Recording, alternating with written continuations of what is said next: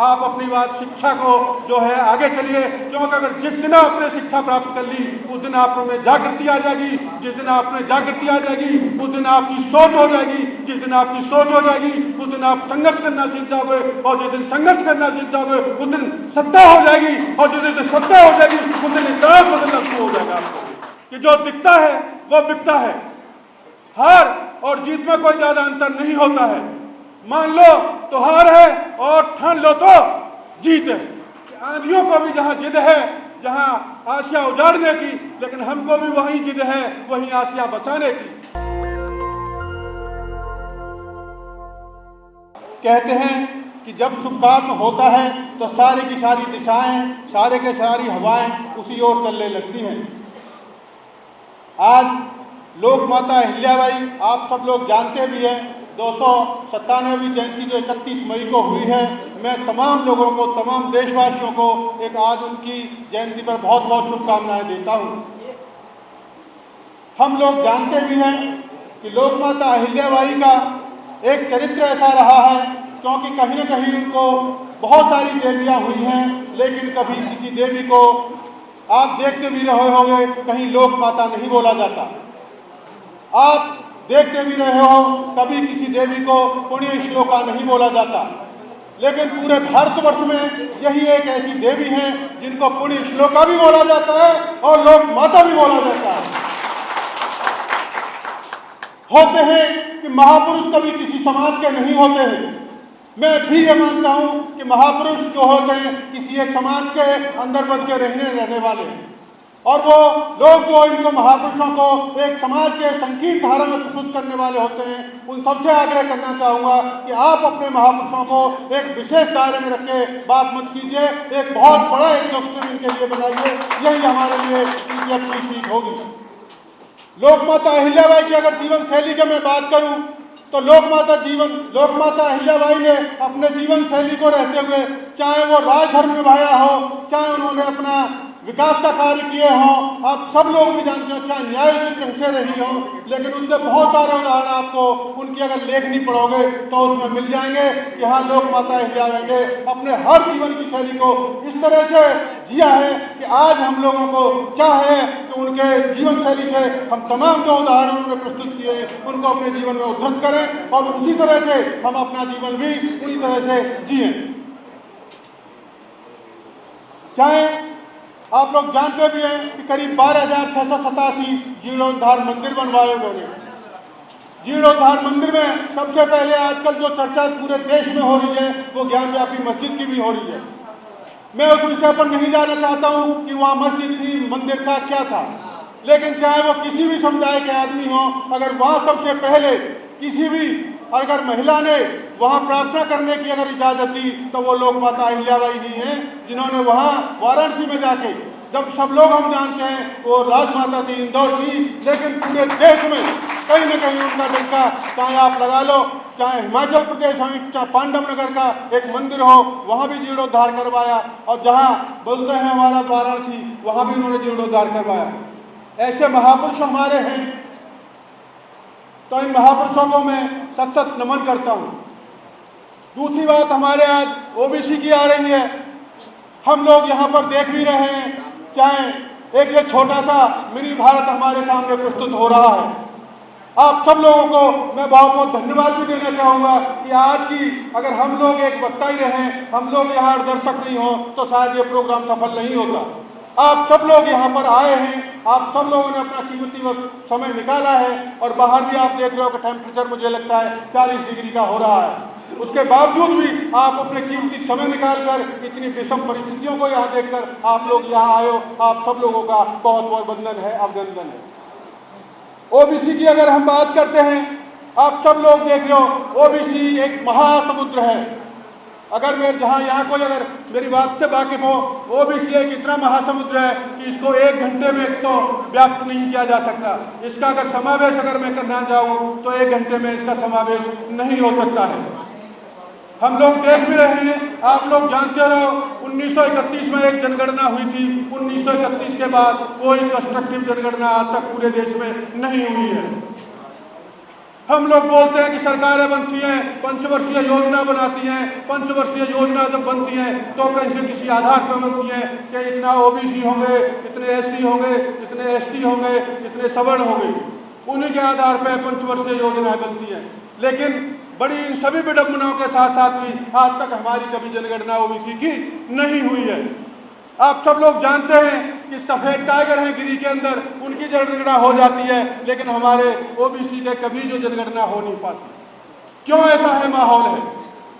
क्यों ऐसा हम लोगों को पीछे की तरफ धकेल दिया जाता है? लेकिन भाइयों, मैं अब समय आ गया है कि ओबीसी का झंडा और डंडा आप दोनों को बुलंद करने के लिए जिम्मेदारी आप लोगों की है। क्या आप लोग ही हो या असरदार सरदार हो जो ओबीसी का झंडा और डंडा हर तारीख में बुलंद करोगे, और जहां भी ओबीसी का अगर कोई प्रोग्राम होगा तो आप गांठ बांध लो, उस प्रोग्राम में आप जाओगे। हम लोग देखते हैं, अब सब बहुत सारे वक्ताओं ने बात करी, मैं कभी किसी के नेगेटिव विचारों वाली बात नहीं करता। कहीं थोड़ी बहुत हम लोगों में कमी होती है, तभी लोग हम अपने उस वर्चस्व को प्राप्त नहीं करना चाहते जिस तरह से हमको अपना वर्चस्व प्राप्त करना होता है। हम लोगों में शिक्षा की कमी है। हम लोग देखते भी है कि बस शिक्षा की कमी होगी, तो अगर शिक्षा की कमी होगी तो कहीं ना कहीं हम अपनी बात को नहीं उठा पाएंगे। तो मैं आप सब लोगों से आग्रह करना चाहूँगा, आप अपनी बात शिक्षा को जो है आगे चलिए, क्योंकि अगर जिस दिन आपने शिक्षा प्राप्त कर ली उस दिन आप में जागृति आ जाएगी। जिस दिन आप में जागृति आ जाएगी उस दिन आपकी सोच हो जाएगी। जिस दिन आपकी सोच हो जाएगी उस दिन आप संघर्ष करना सीख जाओगे, और जिस दिन संघर्ष करना सीख जाओगे उस दिन सत्ता हो जाएगी, और जिस दिन सत्ता हो जाएगी उस दिन इतिहास बदलना शुरू हो जाएगा आपको। तो शिक्षा ही एक ऐसी कड़ी है जो तो आपको सत्ता तक ले जाएगी और आपके इतिहास को पूरा पूरा चेंज करके रख देगी। कहते हैं कि जो दिखता है वो बिकता है। हार और जीत में कोई ज्यादा अंतर नहीं होता है। मान लो तो हार है और ठान लो तो जीत है। लेकिन भाइयों, अब समय आ गया है। कहते हैं कि आंधियों को भी जहां जिद है, जहां आसिया उजाड़ने की, लेकिन हमको भी वही जिद है, वही आसिया बचाने की। अगर जिंदा हो तो जिंदा नजर आना चाहिए। आप लोग देख लिए ओबीसी की इतनी बड़ी महासभा होने के बाद भी आप लोग देख लिए छोटा महा वो पर्व है यहाँ। आप मेरे भाई एसके सिंह जी वहाँ बिहार से लेके आए हैं, मेरे भाई जी मध्य प्रदेश से लेके आए हैं, उत्तर प्रदेश की काफ़ी जनता बैठी है, हरियाणा के जी जांगड़ा जी हैं, और बहुत सारे लोग मेरे आए हैं यहाँ पर। तो ये मिनी इंडिया बसा हुआ है, लेकिन इसके बावजूद, इतने बावजूद होने के बाद भी हम लोगों को वो क्यों हमारे अधिकारों से वंचित हुआ जाता है। मैं आपको 2-3 तरीके से बताने की कोशिश करता हूँ। बहुत सारी चीज़ें ऐसी हुई है। मैंने भी ओबीसी जागृति एक अभियान चलाता था। आज की तारीख में हम लोग जानते भी हैं कि करीब 176 सेक्रेटरी हैं। 176 के मेरे बड़े भाई जो यहाँ बोल रहे थे उन्होंने बताया था कि ओबीसी के और SC ST के बहुत ही कम सेक्रेटरी हैं। क्यों नहीं सेक्रेटरी हो पाते? क्योंकि हम लोगों में शिक्षा की कमी है, हम लोगों में जागृति की कमी है, हम लोगों में अपने हक और अधिकार मांगने का जुनून नहीं है। जिस दिन आप जुनून पैदा कर दोगे उस दिन सत्ता भी आपकी होगी, उस दिन इतिहास भी आपका बदला जाएगा। मैं भी सरकारी नौकरी करते हुए भी तमाम लोगों की जगह जाता हूँ, चाहे MHA हो, चाहे वो और बहुत सारी मिनिस्ट्रियाँ हों, मैं लोग जाता हूँ। जब देखता हूँ कि हाँ भाई कौन बैठा है, सब जानते हैं कि क्या बात है। किसी जाति विशेष को यहाँ विशेष तरह से किसी पर दोषारोपण करना ठीक नहीं होता है। लेकिन आप सब लोग जानते भी हो कि हमारी जो एक सोच बन चुकी है, ये ब्राह्मणिकल पैट्रियार्ची बन गई है, जहाँ आजकल बहुत ज़्यादा समावेशता हो रही है। आप तो सब लोग देख भी रहे हो, आजकल 2 ही विचारधारा आदमियों के पास हो रही है। एक तरफ से ब्राह्मणवाद हो रहा है, एक तरफ से अम्बेडकरवाद हो रहा है। और मैं आप सब लोगों से आग्रह करना चाहूँगा कि ब्राह्मणवाद करने वाले मुश्किल से 5 या 7% लोग होंगे, लेकिन अम्बेडकरवाद वाले लोग कम से कम 95% होंगे। और वो 95% जिस दिन झंडा और डंडा उठा लेंगे उस दिन अम्बेडकरवाद की जय जयकार होना पूरे भारतवर्ष में ही नहीं, पूरे विदेशों में भी होने लगेगी। आप सब लोग देख लो, छोटी मोटी घटनाएं होती रहती हैं, लेकिन कहीं ना कहीं अगर आप उसको सही ढंग से, छोटी घटना भी हो, लेकिन अगर उसका आप सही तरह से कहीं हल करने की कोशिश करोगे तो कहीं ना कहीं आपको उसका फ़ायदा भी होगा। मेरे एक भाई ने कहा था कि बहुत सारी जगह पे जो दूल्हा होते हैं उनके घोड़ी पे नहीं चढ़ा जाता। मेरे संज्ञान में भी एक मध्य प्रदेश की ही बात एक आई थी, मैंने भी वहाँ बातचीत करी थी और तमाम पुलिस वालों से भी बात करी थी। मैंने बोला ये दिल्ली है, या दिल्ली के अगर इस तरह से वहाँ से आदमी मेरे को फ़ोन कर सकता है तो वो मिनिस्ट्री में भी फ़ोन कर सकता है। तो आप ये मत सोचिए मैं SHO साहब कि अगर आप यहाँ मध्य प्रदेश में बैठकर इस तरह से घर कर करवा लोगे तो ये दिल्ली है, यहाँ से भी डंका बजाया जा सकता है और आपकी कुर्सी भी 1 मिनट में हल सकता है। तो उन्होंने तमाम दिया और उस दूल्हा को घोड़ी पर चढ़ने के लिए तमाम सारी मुहैया चीज़ें कराई और वहाँ पुलिस भी लगाई। लेकिन जब हुआ कि जब आप लोगों में जागृति हुई, बिना जागृति का कुछ नहीं होता है। हम लोग देखते भी हैं बहुत सारी जगह ऐसा होता भी है कि बहुत जगह इकट्ठा होते भी हैं हम लोग, लेकिन हम अच्छे तरह से अपने को जो प्लेटफॉर्म हमको मिलता है उस प्लेटफॉर्म पर अपनी बात को हम सही ढंग से नहीं रख पाते, बहुत सारे ऐसे बना देते। मैं आप लोगों से कहना चाहूँगा मिनिस्ट्रियाँ आपकी हैं, तमाम चीज़ें आपकी हैं, सरकारें किसी एक आदमी की नहीं होती, सरकारें किसी एक समाज की नहीं होती, समाज पूरे देश की होती। आप अपनी बात को रखिए, लिखित में रखिए, ईमेल करिए, जिस तरह से भी आप रख सकती है।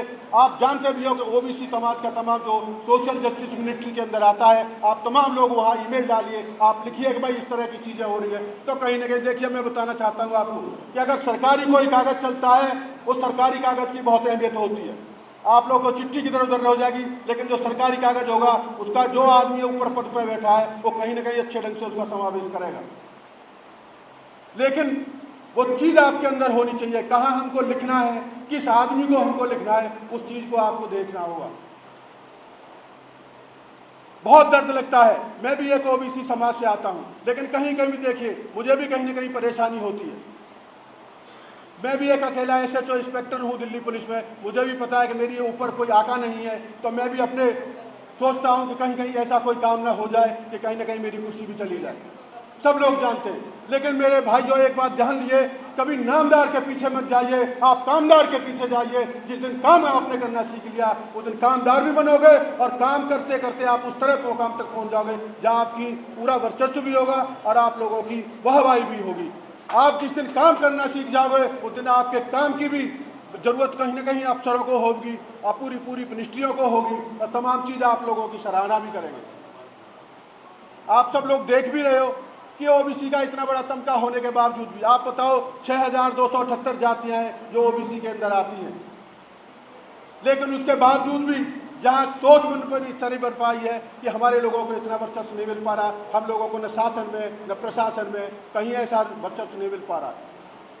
आप लोग मांग उठाइए, बहुत सारी जैसे सिविल सर्विसेज की सेवा होती है उस तरह से आपको 27% रिजर्वेशन होता है। क्यों नहीं न्याय के जो विधि के विधान हैं, जो न्याय के आपके सत्र हैं, जो आपके इनके न्यायालय हैं, मेरे भाई कुशवाहा एडवोकेट जी बैठे हैं, क्यों नहीं है कि हम न्यायिक सेवा बनाते हैं जहाँ सबका समावेश हो, जहाँ 27% रिजर्वेशन हमारी न्यायिक सेवाओं में भी हो, तो हमारे बच्चे वो मजिस्ट्रेट भी बने और SDM वगैरह भी बने। क्यों नहीं होता ऐसा? तो ये सब चीज़ें मांगे हम लोगों को उठानी चाहिए, हम लोगों को उठाना भी चाहिए कि बहुत सारी जगह आप लोग देख भी रहे हो कि बहुत सारी जगह अब ये पब्लिक सेक्टर्स बन गए हैं जहाँ बहुत सारी चीज़ें पब्लिक सेक्टर में दी जाती है। तो पब्लिक सेक्टर में भी 27% रिजर्वेशन की मांग हम लोगों को जांगड़ा जी करनी चाहिए, क्योंकि आगे आगे सरकारी नौकरियों का आप देख रहे हो समावेश नहीं है। लेकिन जिस तरह से प्राइवेटाइजेशन होता चला रहा है तो हम लोगों की बहुत बड़ी मांग होती है कि 27% रिजर्वेशन पब्लिक सेक्टर में भी होना चाहिए। आप सब लोगों ने मुझे यहाँ मौका दिया, आप सब लोगों ने मेरा मान सम्मान रखा, आप सब लोगों का बहुत बहुत शुक्रिया। जय हिंद, जय भारत। नेशनल दस्तक की आपसे गुजारिश है कि अगर इसको बचाना चाहते हैं तो नेशनल दस्तक को सब्सक्राइब करने के लिए रेड कलर के सब्सक्राइब बटन को दबाएं, फिर बेल आइकन की घंटी दबाएं। नेशनल दस्तक को बचाने के लिए बहुत ज़रूरी है कि हर खबर को शेयर करें, लाइक करें, कमेंट जरूर करें।